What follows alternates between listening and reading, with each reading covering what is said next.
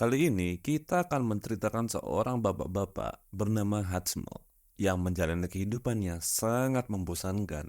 Berangkat bekerja, membuatkan sarapan untuk keluarganya, membuang sampah, dan tidur di malam harinya. Hal ini dilakukannya mulai dari Senin hingga Sabtu. Inilah kisah cerita film Nobody.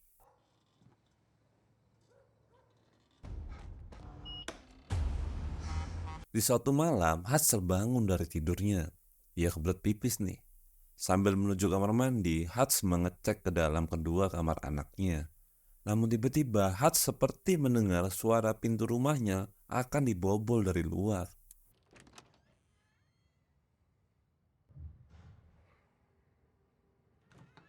Hats pun langsung turun ke bawah tangga dan benar saja dua perampok mencoba masuk ke dalam rumahnya.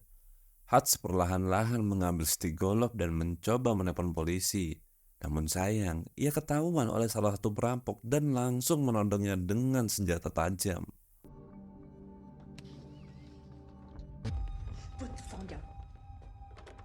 Perampok itu langsung meminta uang dan jam tangan milik Hats. Saat jam tangan itu diambil, Hats melihat tato di salah satu lengan perampok tersebut. To me it is. Take it. Diam-diam, anak sulung Hats menyusup dari belakang dan langsung mencekik perampok itu. Momen ini langsung digunakan Hats untuk mengayunkan stik golok ke arah mereka. Tapi entah apa yang ada di pikiran Hats. Ia tiba-tiba menghentikan ayunannya dan malah meminta anaknya untuk melepaskan mereka berdua.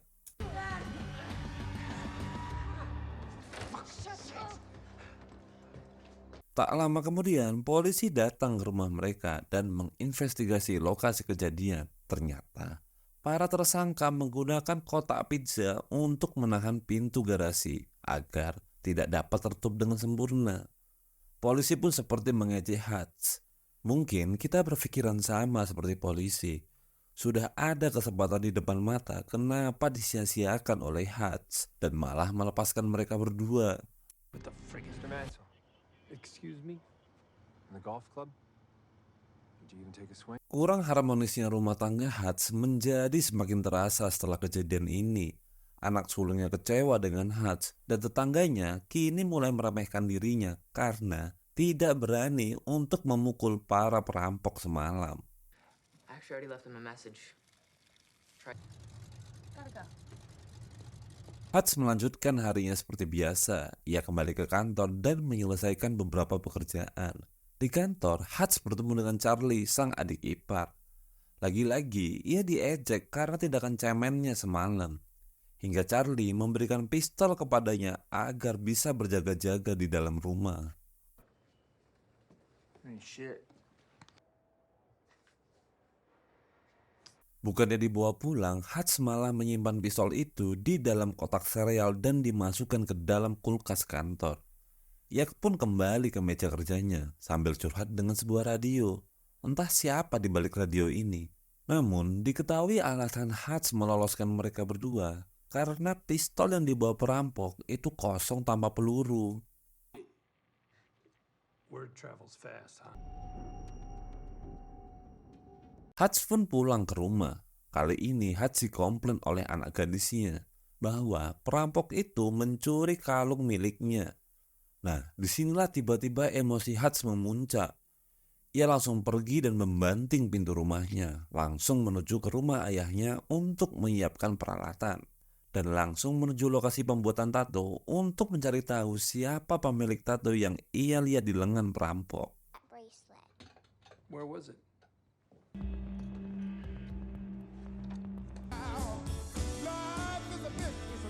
Sampai akhirnya Has berhenti di pembuatan tato di pojok kota. Ia langsung menanyakan siapa pemilik tato tersebut. Namun, ia malah ditantang oleh seluruh pegawai tato di sana. Hingga seorang kakek tua melihat tato di lengan Has seperti kartu remi dan tiba-tiba langsung pergi karena ketakutan.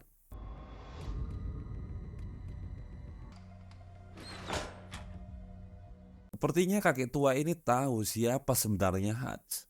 Para pegawai di sana pun langsung kicep mentalnya mengetahui hal ini. Mereka langsung memberitahu siapa dan di mana alamat pemilik tato itu.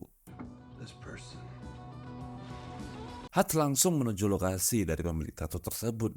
Di dalam rumahnya ternyata terdapat sepasang suami istri yang sedang makan. Tanpa basa-basi, Hutch langsung menodong mereka berdua dan meminta kembali jam tangannya dan kalung kuncing. Namun, tiba-tiba suara tangis bayi terdengar dari kamar. Now, the watch. Hutch langsung menuju kamar sang bayi. Ia terdiam melihat bayi mungil yang harus dibantu dengan oksigen. Hutch, seorang family man, terguncang hatinya. Ia langsung meninggalkan mereka semua dan merelakan apa yang telah dirampasnya.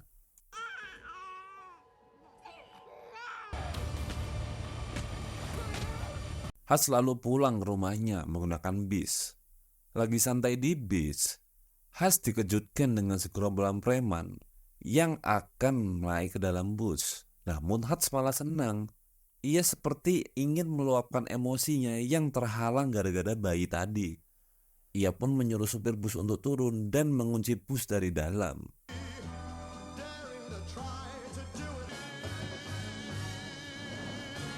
Ketika pintu dikunci, Hutch seperti kesetanan.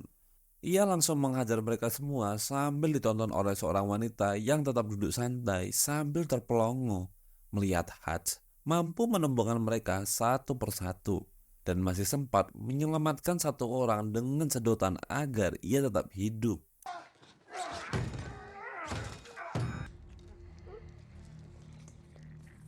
Lalu Hutch melanjutkan perjalanan pulangnya dengan berjalan kaki. Ia meminta tolong istrinya untuk mengobati seluruh luka-luka yang ia terima akibat perkelahian sebelumnya. I'm always right here. Kita pindah ke sisi kota lainnya. Di sebuah bar terdapat Julian, sang manajer dari perusahaan mafia. Perusahaan ini milik Rusia yang bergerak untuk menyelundupkan dana-dana kenakalan milik para gangster Rusia di sana. Sosoknya yang wah tidak ditunjukkan Julian secara langsung. Ia terlihat santai dan senang menari di klub milik mereka sendiri.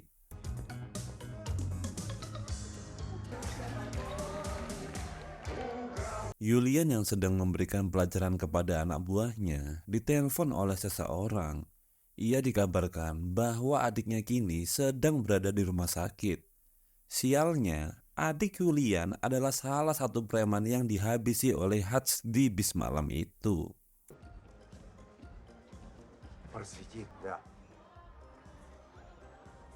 Julian langsung menuju rumah sakit dan mulai menangisi kondisi adiknya. Ia pun murka dan mencari tahu siapa penyebab dari semua ini. Nah, di sini Julian diberikan kartu bus milik Hutch yang tertinggal setelah perkelahian itu. I swear.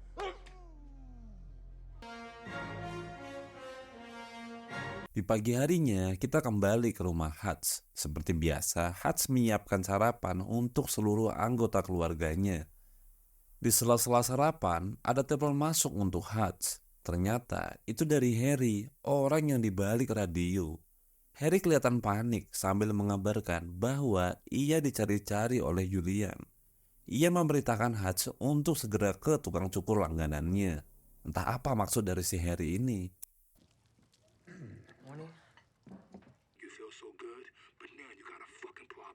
Pulang bekerja, Hutch menyempatkan diri mampir ke tukang cukur. Ternyata di sana ia telah ditunggu oleh kenalan namanya. Hutch langsung diberikan sebuah file yang berisi informasi tentang Julian dan perusahaan yang Julian kelola. From where I sit, come. I connected. Di pihak lain, ternyata Julian juga menyelidiki siapa sebenarnya Hutch. Ia memerintahkan anak buahnya untuk mencari tahu berkas Hutch dari seluruh departemen yang ada. Hingga hal mengejutkan terjadi. Dilihat dari fotonya, Hutch bukanlah orang sembarangan. Ternyata Hutch terlibat dalam beberapa misi gelap dan juga peperangan.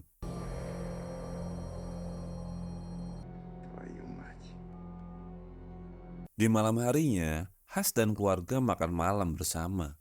Hingga Hutch mencurigai beberapa mobil yang terparkir tepat di depan rumahnya. Tanpa pikir panjang, Hatch langsung menyuruh anak dan istrinya untuk masuk ke dalam ruang bawah tanah.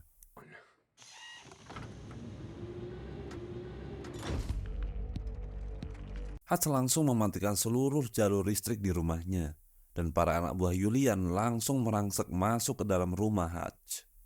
Bermodalkan awal stikasti, Hatch menghajar satu persatu anak buah Julian. Namun karena jumlah mereka terlalu banyak, Hatch pun kena taser dan pingsan. Hatch lalu dimasukkan ke dalam garasi mobil dan dibawa ke lokasi Julian.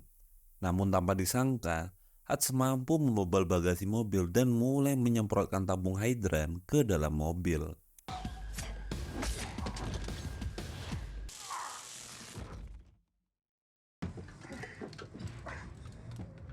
Hal ini membuat sopir dari mobil tersebut tidak dapat melihat jalan dan menabrak tiang, hingga membuat mobil itu terguling.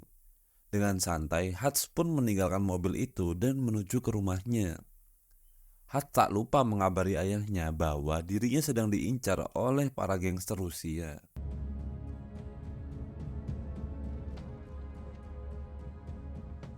Sebelum membuka ruang bawah tanah, Hatch masih sempat membersihkan dirinya dari darah agar putrinya tidak takut melihat kondisinya.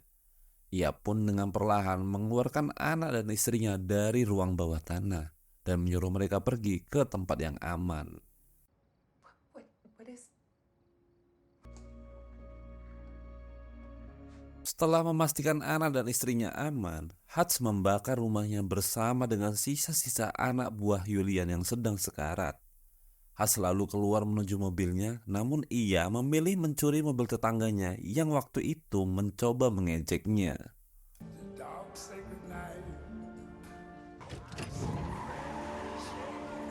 Ternyata Julian juga mengirimkan anak buahnya ke rumah ayah Hatch. Namun, ayah Hatch sudah bersiap dengan sebuah shotgun di kursi santainya.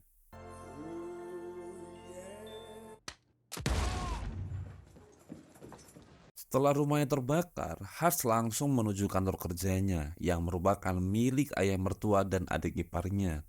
Tanpa basa-basi, ia melemparkan segelondongan emas dan ingin membeli semua properti itu. Awalnya Charlie tidak setuju, namun hanya bisa diam ketika perutnya dihantam lembut oleh Hatch.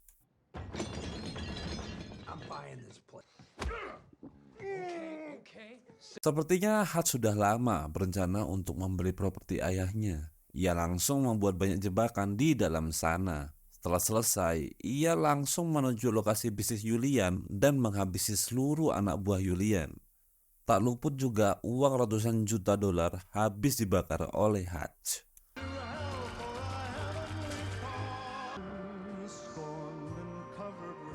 Hatch mentalnya bukan main. Setelah menghancurkan bisnis Julian, ia malah datang ke lokasi klub Julian untuk berdiskusi. Tak main-main, ia membawa bom ranjau untuk mengancam Julian. What say you and I have a moment? Hatch memancing amarah Julian dengan memberikan uang yang sudah dibakar. Hingga Julian pun terjebak dengan ajakan Hatch. Julian yang murka langsung mengejar Hatch dan akhirnya mereka sampai di area properti.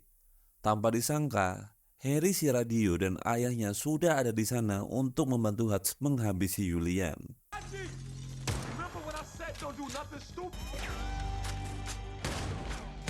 Hatch dan ayahnya beserta Harry langsung berbagi tugas untuk menghabisi satu demi satu anggota Julian.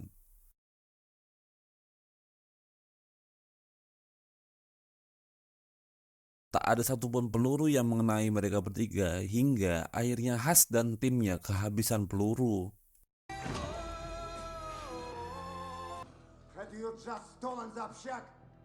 Mereka bertiga pun terpojok, sedangkan Julian masih membawa senjata dan menembaki mereka semua. Hatch yang masih menyimpan bom ranjau di jaketnya langsung melekatkan bom itu pada kaca anti peluru dan langsung berlari mendekati Julian. Everybody dies. Ketika sudah mendekati Julian, Hatch langsung menarik pemicu dari bom itu, dan Julian pun terpental terkena bom tersebut. Peperangan ini dimenangkan oleh keluarga Hatch, namun polisi yang sudah berada di lokasi pertempuran membawa Hatch ke kantornya. bersama dengan lukisan dan kucingnya. Saat polisi akan menahannya, seseorang yang misterius menelpon kedua polisi itu dan meminta Hutch untuk dibebaskan. Dan kisah ini pun tamat.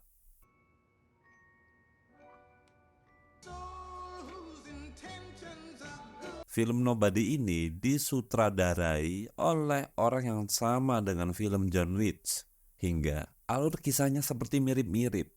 Dari orang yang biasa saja menjadi orang yang sangat luar biasa. Oke, jangan lupa like, subscribe, dan aktifkan lonceng pemberitahuan di channel review ini. Sampai jumpa di review film selanjutnya.